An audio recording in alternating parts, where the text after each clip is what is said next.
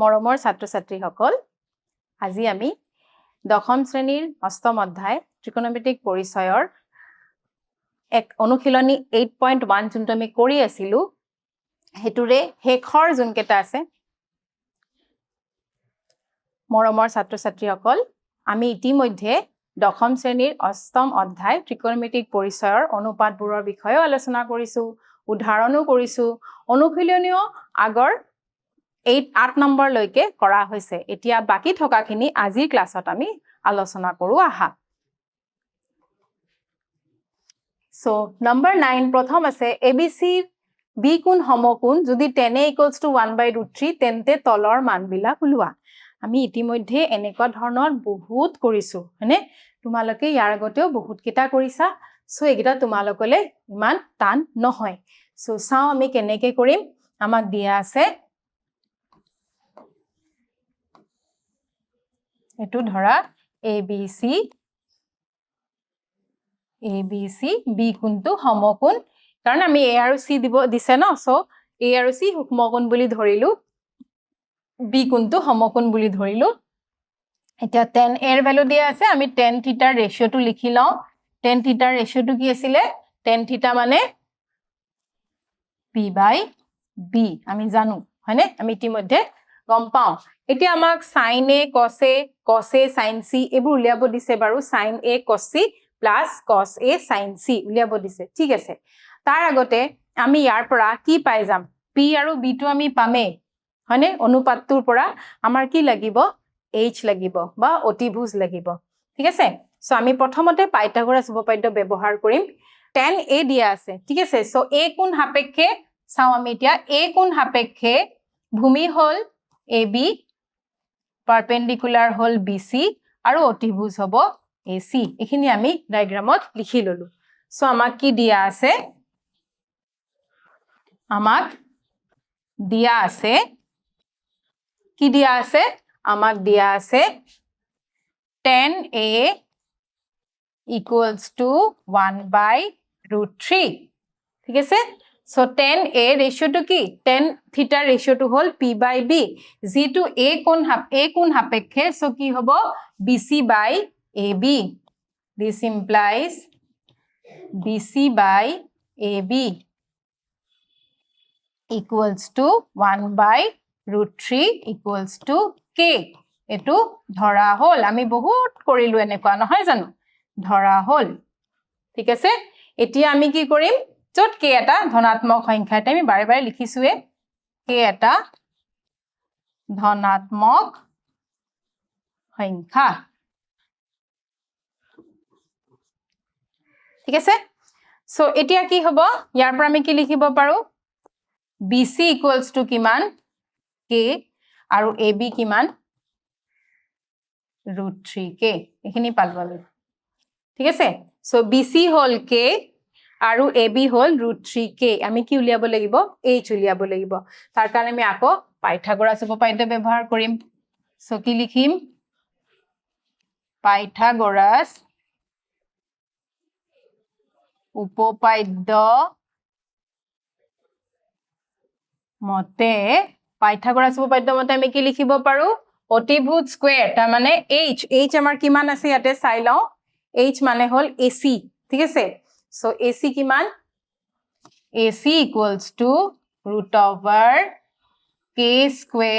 plus √3K² ঠিক আছে এখিনি সো এটো কিমান হ'ব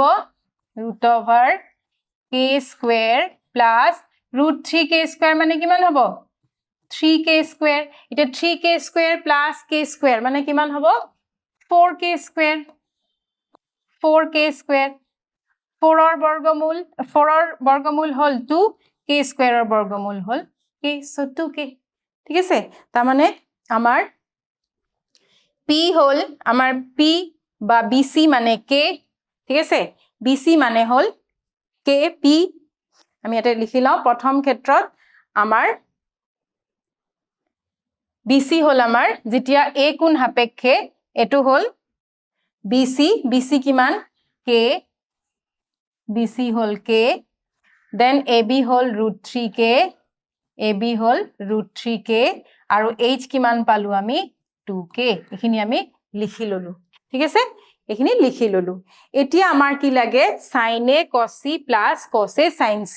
এতিয়া আমি এটো কৰো আহা সো এতিয়া এখিনি আমি পালো ইয়াৰ পিছত আমাৰ নাম্বার 1 আছে sin a cos c plus cos a sin c হয় নে নহয় চাই লও আৰু এবাৰ প্ৰশ্নটো ঠিক আছে সো প্ৰশ্নত উভতি যাও sin a cos c plus cos a sin c এতিয়া সুবিধাৰ কাৰণে আমি সাইডত বাৰু লিখি লব পাৰো sin a sin theta মানে a সাপেক্ষে sin theta a কোণ সাপেক্ষে p by h p কিমান k h কিমান 2k so sin a ৰ ঠাইত আমি কি লিখিম sin a ৰ ঠাইত আমি লিখিম k by 2k ঠিক আছে so sin a ৰ ঠাইত আমি লিখিম k by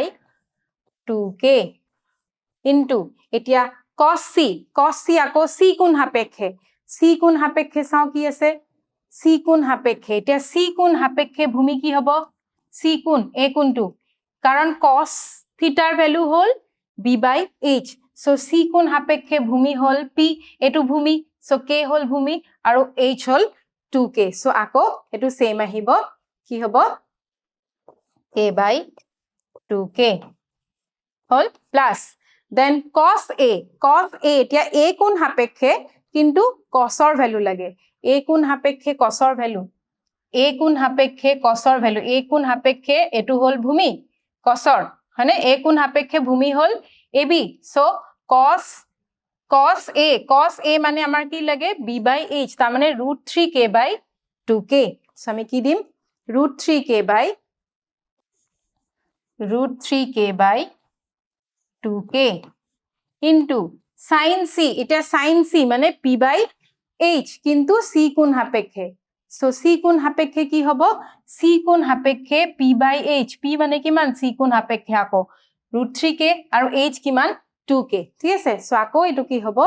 √3k by 2k এতিয়া সোয়া k cancel ইয়াতো k cancel k cancel so এটো কি আছে 1 into 1 মানে 1 2 into 2 4 1 by 4 ঠিক আছে plus √3 into √3 3 2 into 2 4 ঠিক আছে so আমি ইয়াৰ পৰা কি পাম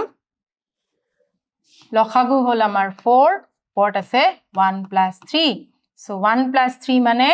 4 by 4 so 4 by 4 মানে কিমান 1 so আমি ভ্যালু এটা পালো কি উলাব দিছিলে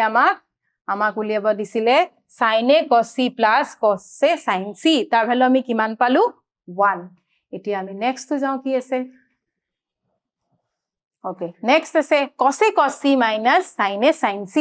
তো আমি অলরেডি p পাইছো k পাইছো এবোৰ আমি আছে ন ইয়াতে ডায়াগ্ৰামটো আমি অকন কৰি লও কাৰণ আমি অলৰেডি এবাৰ কৰিছো যেতিয়া এতিয়া আমি তাৰ পৰা ইয়াতে লিখি লম ইয়াতে আমাৰ আছিলে a b c আছিলে এটো আমি পাইছিলো 2k এয়া আমাৰ আছিলে k এটো আছিলে √3k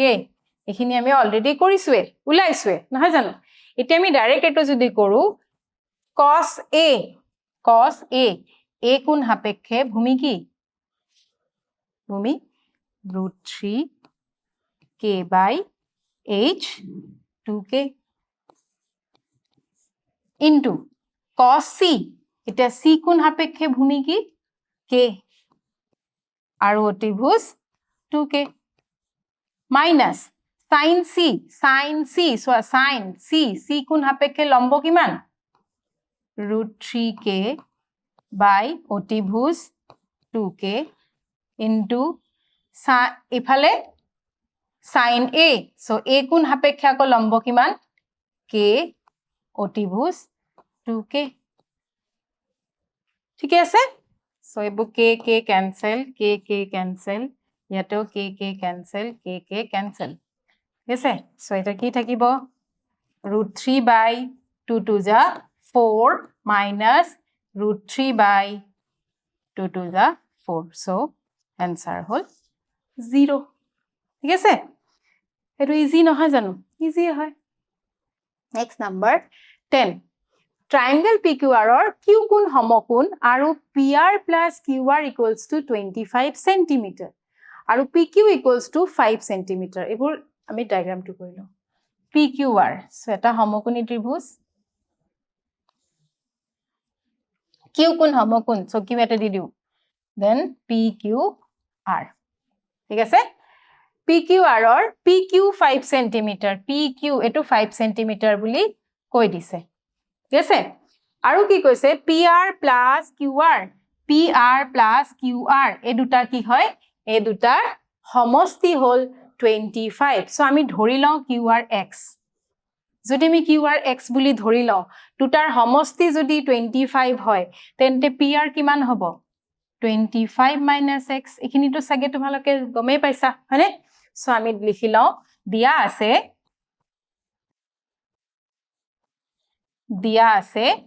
কি দিয়া আছে আমাক দিয়া আছে PQ equals to 5 cm এখিনি দিয়া আছে আৰু কি দিয়া আছে PR plus QR equals to 25 cm এখিনিও দিয়া আছে ঠিক আছে সো এই দুটা আমাক দিয়া আছে আমি ধৰি লওঁ ধৰা হল কি ধৰিলো আমি ধৰা হল QR equals to x cm যদি QR x cm হয় তেন্তে PR কিমান হ'ব 25 minus x cm ঠিক আছে এতিয়া PQR ত্ৰিভুজত যদি আমি পাইথাগোৰাছ উপপাদ্য ব্যৱহাৰ কৰো সো আমি কি লিখিম Pythagoras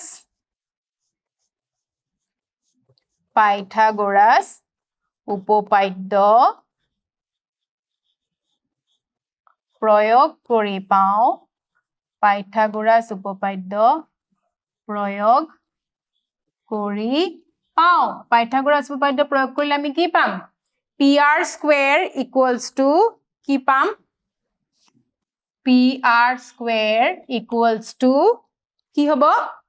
PR square equals to PQ square plus QR square PR square equals to PQ square plus QR square ঠিক আছে এতিয়া আমি ভ্যালুবোৰ বহাম সোৱা PR কিমান আছিলে PR হল 25 minus x so PR ৰ ঠাইত আমি লিখিম 25 minus x PQ কিমান আছে PQ আছে আমাৰ 5 cm PQ হল 5 cm আৰু QR আমি ধৰিছিলো x cm ঠিক আছে এতিয়া আমি এটো কি কৰিম a minus b whole square formula পাইছিলা পাহৰিছা যদি এতিয়া লিখি দিও a minus b whole square কি আছিলে ফৰ্মুলাটো a square minus 2ab plus b square এটো আছিলে আমাৰ ফৰ্মুলাটো ঠিক আছে সো এই ফৰ্মুলা হিচাপে আমি এটা লিখিম a square এর ঠাইত কিমান আছে 25 so 25 square minus 2ab 2 into a মানে 25 so 2 into 25 into x plus x square equals to 5 square মানে কিমান 25 plus x square so x square আমি কাটি দিব পাৰো ঠিক আছে এতিয়া ইয়াতে কি পাম আমি 25 আচ্ছা এই দুটাৰ পৰা সোৱাচোন 25 স্কয়াৰ আৰু 2 into 25x ইয়াৰ পৰা আমি 25 এটা কমন লৈ লব পাৰো নে নোৱাৰো পাৰো 25 এটা কমন লৈ ইয়াতে কি থাকিব 25 minus 2x equals to কিমান হ'ব 25 ঠিক আছে এতিয়া আমি এটো 25 লৈ যাও এফালে কিমান হ'ব 25 minus 2x equals to a 25 তে এফালে কলে কি হ'ব হৰণ so 25 by 25 কিমান হ'ব 25 minus 2x equals to 1 ঠিক আছে আমাৰ কি লাগে x লাগে সো আমি 2x টো ইফালে লৈ যাও 1 টো ইফালে লৈ আহো 1 টো ইফালে আহিলে কি হ'ব মাইনাস আৰু এটো ইফালে গলে কি হ'ব প্লাস সো আমাৰ কি হ'ব আমাৰ হ'ব 2x equals to 25 minus 1 তাৰ মানে কি হ'ব 2x equals to 24. So x or value আমি কিমান পালো 12 24 by 2 কিমান হ'ব 12 এতিয়া x আমি কি ধৰিছিলো x আমি ধৰিছিলো qr so আমাৰ qr কিমান ওলালে 12 cm so আমাৰ qr ওলালে 12 cm আৰু pr কিমান ওলালে 25 minus 12 মানে 13 cm হল আৰু pq তো দিয়াই আছিল এতিয়া আমাক কি উলিয়াব দিছে চাও আমাক উলিয়াব দিছে sin p cos p আৰু tan p p কোন সাপেক্ষে সো এতিয়া p কোন সাপেক্ষে এটো হল p ইয়া ভূমি আৰু এটো অতিভুজ ঠিক আছে সো p কোন সাপেক্ষে ফার্স্ট sin p মানে p by h sin p মানে qr by pr sin p মানে কি হ'ব sin p মানে qr by pr ঠিক আছে সোয়াসুন sin p p কোন সাপেক্ষে কি আহিছে p কোন সাপেক্ষে qr by pr so qr by pr কৰিলে আমি কিমান দিম qr মানে কিমান 12 cm by pr মানে 13 cm so কিমান হ'ব 12 by 13 ঠিক আছে তাৰ পিছত কি লাগে আমাৰ cos p উলিয়াব লাগে cos p হয়নে so sao cos p এর ভ্যালু সোয়া cos p p কোন সাপেক্ষে ভূমি কি pq by pr so তোমার কি হবো pq by pr কৰিলে কিমান পাম pq মানে আছিলে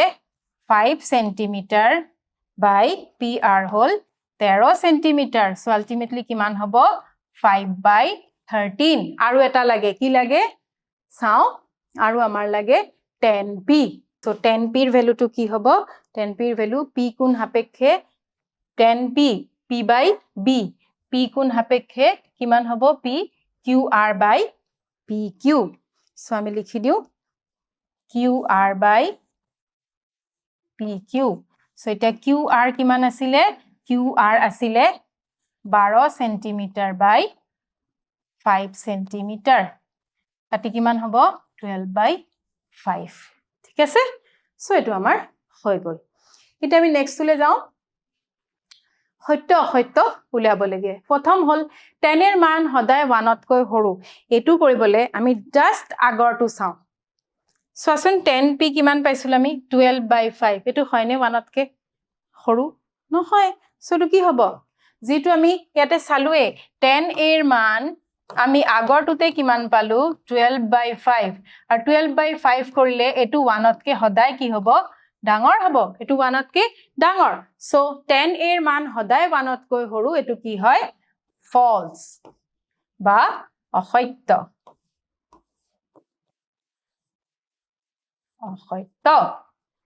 ঠিক আছে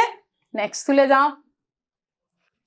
এর কোনো মানৰ বাবে sec a equals to 12 by 5 so আমি এটা সমকোণী ত্ৰিভুজ চাই লও যাৰ এটো 13 ধৰা ঠিক আছে কাৰণ অতিভুজটো সবতকে ডাঙৰ হয় so 13 to 5 আৰু এটো 12 ঠিক আছে সেন্টিমিটাৰ এতিয়া sec a sec ৰ ৰেশিওটো কি আছিল sec থিটা মানে হল h by কিমান h by b হয়নে সো এটো যদি আমাৰ abc হয় তেতিয়া হলে এৰ কোনো মানৰ বাবে sec a equals to 12 by 5 তা মানে এটো কি তা মানে হল এটো হল অতিভুজ ডাঙৰ কাৰণ sec থিটাৰ মানে হল h by b so h by b যেহেতু sec a তা মানে h টো ডাঙৰ হ'ব সো এটো ডাঙৰে আছে সো এটো সত্য এটো হ'ব হয়নে সো এটো ট্ৰু ঠিক আছে ওকে নেক্সট টু যাও তো cosine of angle a এর সংক্ষিপ্ত ৰূপ হৈছে cos a না এটো একদম প্ৰথম ক্লাছত দেখাইছিলো cos a এৰ সংক্ষিপ্ত ৰূপ হল cos a hall cosine of a আৰু এটো কি হয় এটো হল cosec a এৰ সংক্ষিপ্ত ৰূপ হল cosine of angle a so এটো কাৰণে এয়া কি হয় এটো হল অসত্য এটো ফলস এটো মানে হল এটো cosec a হ'ব লাগে ইহতি কৈছে cos a সো এটো কি হয় এটো হল ফলস বা অসত্য ঠিক আছে নেক্সট cot আৰু a এৰ পূৰণফল cot a এটো যে কেতিয়াও নহয় কাৰণ আমি cot আৰু a ইয়াৰ অৰ্থটো হল a এৰ co-tangent ইয়াৰ অৰ্থটো কি আছিল